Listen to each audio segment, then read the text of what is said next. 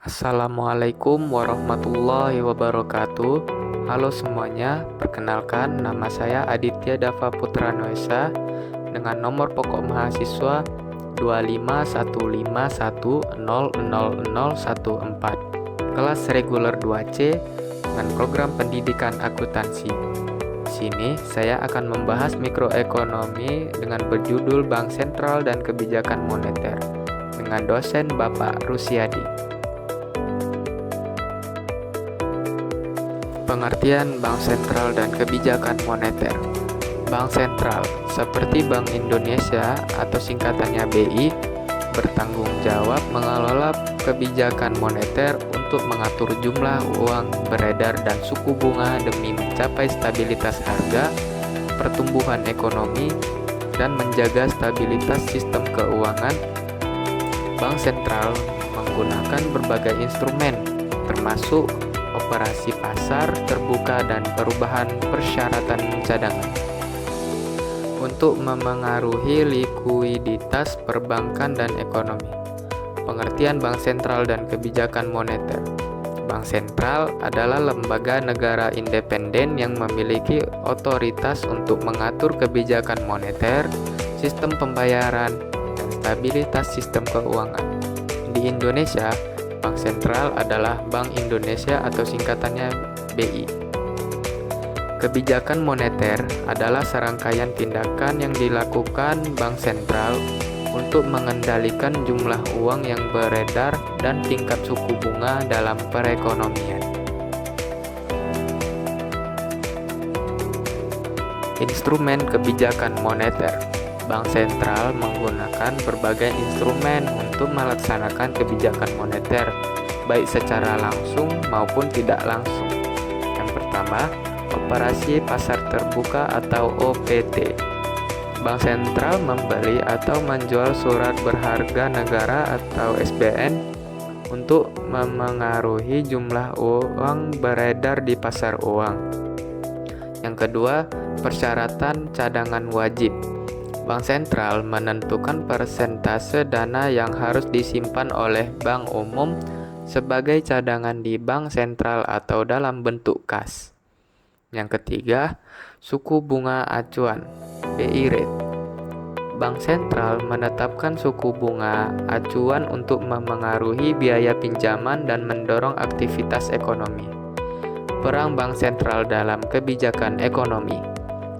Yang pertama, mengatur uang beredar. Bank Sentral menambah atau mengurangi jumlah uang yang beredar untuk mengendalikan inflasi dan merespons kondisi ekonomi. Yang kedua, menjaga stabilitas keuangan. Bank Sentral memantau dan meregulasi lembaga keuangan untuk memastikan sistem perbankan berfungsi secara optimal dan stabil. Yang ketiga, pemberi pinjaman terakhir. Dalam situasi krisis, Bank Sentral dapat bertindak sebagai sumber pendanaan darurat bagi bank yang mengalami masalah likuiditas. Rincian tugas-tugas. 1. Kebijakan moneter. Menetapkan dan melaksanakan kebijakan moneter. BI mengatur jumlah uang yang beredar di masyarakat dan menjaga kestabilan nilai rupiah terhadap mata uang asing. Menetapkan sasaran-sasaran moneter. BI berwenang menetapkan sasaran moneter untuk mencapai tujuan stabilitas harga. Yang kedua, sistem pembayaran. Mengatur dan menjaga kelancaran sistem pembayaran. BI memastikan seluruh sistem pembayaran, baik tunai maupun non-tunai, berjalan lancar untuk mendukung pergerakan ekonomi. Pengelolaan uang rupiah. Mengelola seluruh siklus uang rupiah, mulai dari perencanaan, percetakan, pengeluaran, peredaran, pencabutan, penarikan, hingga pemusnahan. Ketiga, stabilitas sistem keuangan. Menjaga stabilitas sistem keuangan. BI bertanggung jawab menjaga kondisi sistem keuangan agar tetap stabil. Pengaturan dan pengawasan mikroprudensial. Mengatur dan mengawasi aktivitas mikro di sektor keuangan untuk menjaga kinerja sistem ekonomi. Bankers Bank berfungsi sebagai bank bagi bank-bank umum, menjadi sumber dana dan menyediakan likuiditas bagi bank lain. Yang lainnya, memberikan dukungan fiskal dalam kondisi tertentu. BI dapat memberikan dukungan kepada pemerintah, misalnya dengan membeli surat utang pemerintah untuk membantu membiayai proyek pemerintah dan menjaga stabilitas fiskal.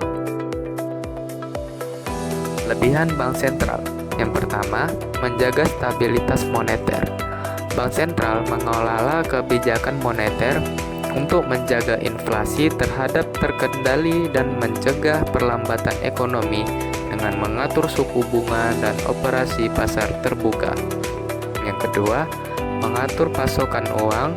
Bank sentral bertanggung jawab untuk memantau aliran uang dan dapat mencetak uang kertas dan koin baru sesuai kebutuhan. Ketiga, menjaga stabilitas sistem keuangan. Bank sentral bertindak sebagai pengawas dan regulator untuk memastikan kelancaran operasional bank komersial serta mencegah krisis keuangan. Yang keempat, mengelola krisis ekonomi. Bank sentral dapat melakukan intervensi saat pasar saham atau ekonomi menurun untuk mendorong perekonomian keluar dari resesi. Yang kelima, mendukung pertumbuhan ekonomi. Dengan kebijakan yang tepat, Bank sentral dapat membantu menciptakan lingkungan ekonomi yang kondusif untuk pertumbuhan dan berkelanjutan. Kekurangan bank sentral. Yang pertama, potensi erosi otoritas. Jika bank sentral mengalami kerugian finansial, prestis dan otoritasnya dapat terkikis, membatasi kemampuannya untuk menggunakan alat kebijakan dan pengaruhnya. Yang kedua, risiko intervensi politik. Independensinya dapat terancam oleh tekanan dari pemerintah atau lembaga legislatif untuk mengendalikan anggaran atau membuat keputusan kebijakan tertentu. Lalu yang ketiga, dampak negatif jangka panjang. Meskipun kebijakan bank sentral mungkin memberikan perbaikan jangka pendek, ada kalanya konsekuensi negatif jangka panjang yang dapat muncul. Yang keempat, memengaruhi efisiensi manajemen moneter. Kerugian atau masalah di bank sentral dapat berdampak pada efisiensi manajemen moneter dan agregat ekonomi secara keseluruhan. Lalu yang kelima, keterbatasan dalam penanganan krisis. Meskipun mampu, penanganan krisis keuangan selalu menjadi tantangan, dan bank sentral tidak selalu bisa mengatasi semua masalah ekonomi. Jika saya menjadi gubernur Bank Indonesia, saya akan memprioritaskan tugas utama Bank BI sebagai bank sentral, yaitu menjaga stabilitas moneter, stabilitas sistem keuangan, dan mendukung pertumbuhan ekonomi yang berkelanjutan. Kebijakan saya akan berbasis data, transparan, dan adaptif terhadap kondisi domestik serta global. Berikut adalah langkah-langkah utama yang akan saya lakukan disusun secara prioritas. 1. Mengendalikan inflasi dan stabilitas rupiah. Target inflasi tetap mempertahankan target inflasi rendah dan stabil di kisaran 2-4% per tahun, sesuai mandat BI. Jika inflasi melonjak, misalnya akibat kenaikan harga pangan atau energi, saya akan menyesuaikan suku bunga acuan BI 7-day reverse repo rate secara bertahap untuk mendinginkan perekonomian tanpa menghambat pertumbuhan. Intervensi falas. Aktif mengelola cadangan devisa untuk menstabilkan nilai tukar rupiah terhadap dolar Amerika Serikat dan mata uang utama lainnya. Saya akan menghindar intervensi berlebihan yang bisa memicu spekulasi, namun siap bertindak jika ada gejolak eksternal seperti kenaikan suku bunga Fed AS. Koordinasi kebijakan. Bekerja sama dengan pemerintah untuk mengendalikan faktor non-moneter seperti subsidi BBM atau harga beras agar inflasi tidak impor dari luar.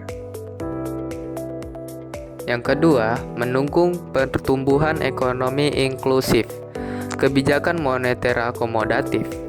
Jika perekonomian lesu seperti pasca pandemi atau resesi global, saya akan menurunkan suku bunga untuk mendorong perbankan kredit ke sektor UMKM dan industri. Target: meningkatkan pertumbuhan PDB sebesar 5-6% per tahun sambil menjaga defisit neraca berjalan di bawah 3% dari PDB. Inklusi keuangan. Percepatan digitalisasi dan pembayaran melalui BIFAS dan QRIS, serta mendorong cabang bank digital untuk menjangkau masyarakat pedesaan. Saya akan meluncurkan program edukasi keuangan nasional untuk mengurangi ketergantungan dan pinjaman informal. Dukungan sektor prioritas.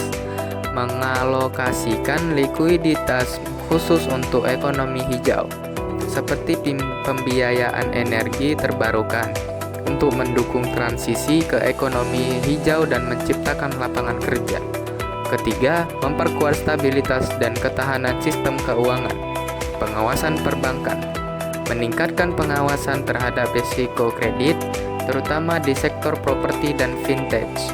Saya akan menerapkan stress test rutin untuk bank-bank besar agar tahan terhadap guncangan seperti krisis utang global. Manajemen resiko siber. Investasikan lebih banyak pada keamanan siber untuk melindungi sistem pembayaran nasional dari serangan siber, mengingat maraknya transaksi digital. Pengelolaan hutang. Pantau rasio utang pemerintah terhadap PDB agar tidak melebihi 40-50%. Dan dorong penerbitan obligasi hijau untuk diversifikasi sumber pendanaan.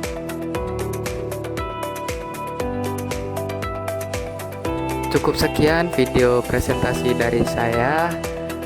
Saya Aditya Dava Putra Noesa ingin meminta maaf jika video saya kurang menarik atau ada kata-kata saya yang salah. Sekian, terima kasih. Assalamualaikum warahmatullahi wabarakatuh.